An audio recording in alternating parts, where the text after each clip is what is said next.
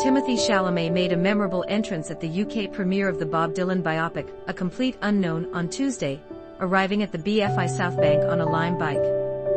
The 28-year-old actor, who stars as the legendary musician in the film, cruised down the red carpet on the green bike before successfully ending his ride via his mobile phone. Chalamet cut a dapper figure in a black blazer and matching trousers, with a blue patterned satin shirt underneath. He was joined on the red carpet by his co-star Monica Barbaro, who plays Joan Baez in the film.